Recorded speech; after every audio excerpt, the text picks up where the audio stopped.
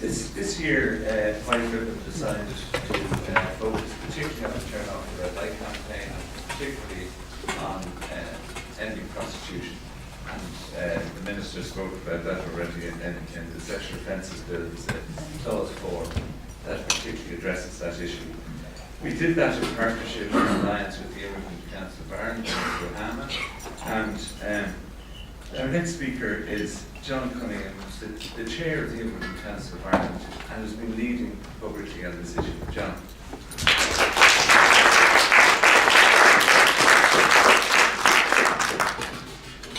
Thank you, Alan.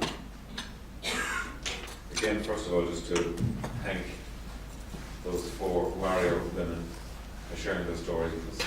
Because again,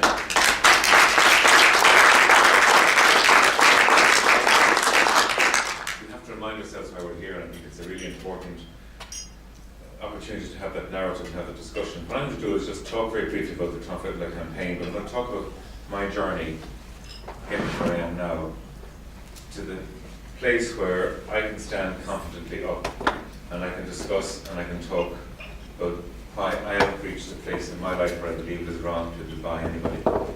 Where I believe we should be helping the 87% of women trapped in prostitution to escape. And it's taken me a journey to get to that place, but just let me just give you some context. 8, 9 years ago, almost now, in the Immigrant Council of Ireland, we were seeing through our service division, we were meeting women and girls who, that, as we observed, we could see and feel that they were clearly trafficked. No one knew what trafficking was. There was nobody in this country except there was any trafficking taking place, and we decided to do something about it. And our founder, Sister Stan, found the funding to organise the first piece of independent research that definitively proved that women and girls as young as 13 were being trafficked into Ireland for the sex trade. And we sat in Buzzwell's Hotel, and I remember just the shock and the horror of this research being presented to us in a very, very cold, clear way, of stories of women and girls being brought to the IFSC from Dublin Airport, gang raped for 3 days, and then placed in brothels all over the country. The truth has been uncovered, and we now had a place to start. So the trafficking element of this was very easy to get traction on. People could all say, do you know what, trafficking is really wrong, and we're all in support of that. What became quite clear was that the whole debate and the whole discussion, the journey, brought us into the world of prostitution. And from my perspective, it's a world I wasn't familiar with. And I started off in this journey with a very clear, simple view in my own mind that prostitution was all about consenting adults doing what they did behind closed doors, and it was none of my business. That was my starting point. And I had to really challenge myself to get my head around this whole issue of prostitution. First of all, when we started this campaign, let me be very clear, I was approached by people I knew, I was approached by men I knew, and men I didn't know, who advised us not to go there. Don't go down this route. And I was thinking, this is very strange. I had some really, really interesting sort of engagements. But I found at the time that I hadn't got the confidence or the knowledge or the understanding to actually confidently fight my corner. Now, Denise Charlton and Monica O'Connor would say I'm still a work in progress. But what has been extraordinary for me is just taking that journey of that narrative and that debate, that discussion, that debate that's been said today, to be able to stand up and say, it's wrong for you to buy anybody, we've got to change the legislation, we've got to have the debate, we've got to have the discussion, is so important. But I was kind of trying to reflect upon just the elements of the journey again. And I then thought about my own experiences, and people like Mia and Rachel and others, and Sarah from Rahama. I've come on this journey and I've learned so much about myself, and I've learned so much about the world that we live in. But I recall then one interesting experience I had a good number of years ago. I went on a golfing trip to Spain with a bunch of guys, most of them I didn't know. And we played golf, and they said, we go for a drink first at this bar. I said, fine. We got in this minibus, and we arrived in this bar on a roundabout outside the town, which I thought was a bit strange. Arrived into this concrete block on the outside, in this very salubrious bar. And we walked in, and in the corner were about 35 or 40 Eastern European and South American women standing in the corner. So I'm thinking, oh God, what's going on here? Up you go to the bar. 8 beers, we sit down, and one by one, each of my happily married friends left, went over, picked a girl, went upstairs, and I'm standing at the bar now, talking about Mary Whitelow's, I nearly developed Tourette's with the stress, I couldn't stand or sit, and I was looking around, I wasn't making eye contact with anybody. And then one girl came over to me and she said, do you want to go upstairs? I said, no, thank you. And she said, are you afraid? And I remember my reaction was, no, I said, I'm petrified. So anyhow, they all came back, not a thing said. I couldn't speak with both anger and fear and fright. But what I challenged myself afterwards was to ask myself, what was I petrified of? So I was petrified of betraying my wife, betraying myself, getting a sexual transmission disease, and there's a whole big long list of things. And at that time, not at any stage did I think of the girl. Not at any stage. And my journey has brought me to the place now that the first thing I think about is that girl and that woman and the why. And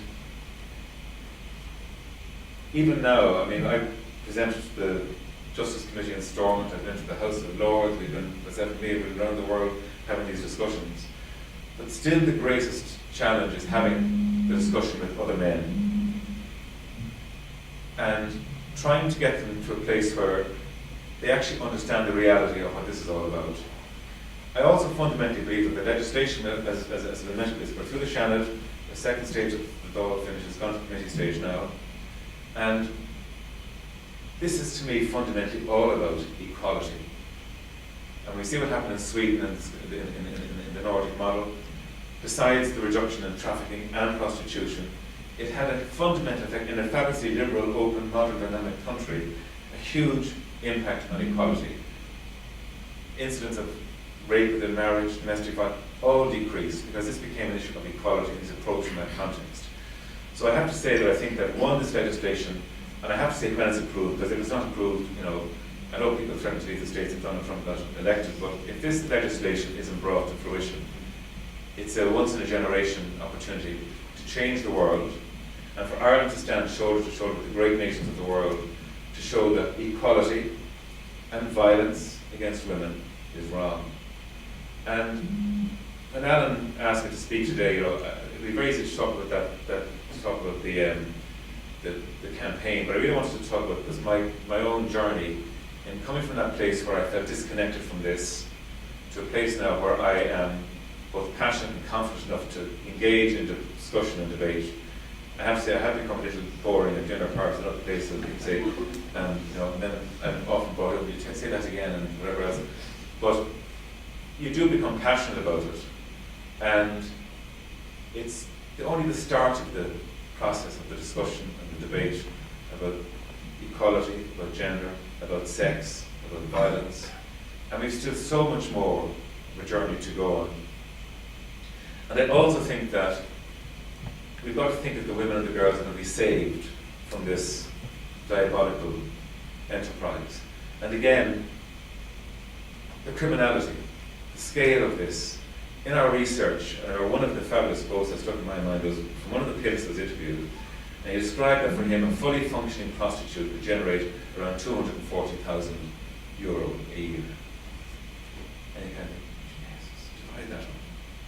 And then you realise that some women trapped in prostitution are doing 15, 20 tricks a day, and the complexity of it, the moving of the women around so they don't get too familiar in a particular area.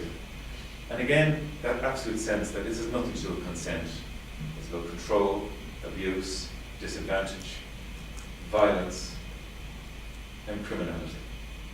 And we've got to just be absolutely clear about our vision for a better world and a better country. My daughter is 18 and she is just starting university and she's a fabulous girl.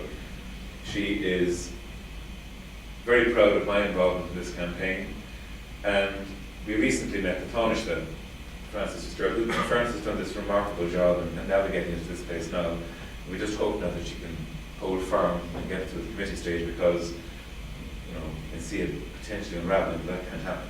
And my daughter said afterwards, that why is this even being discussed? Why is it even being debated?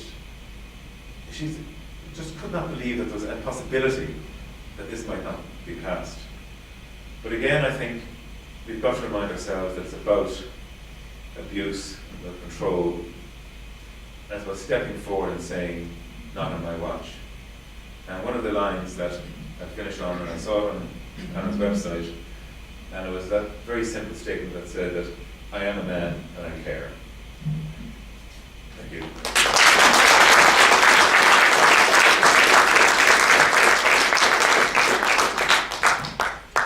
Thanks very much, John. It's been a pleasure for the Lands Network and the White Ribbon Campaign to be working with the Immigrant Council on the Turn Off Red Light campaign. And as John says, we're still pushing hard to get that legislation through committee stage and back through the Senate and back into law. And hopefully before Christmas we'll have this historic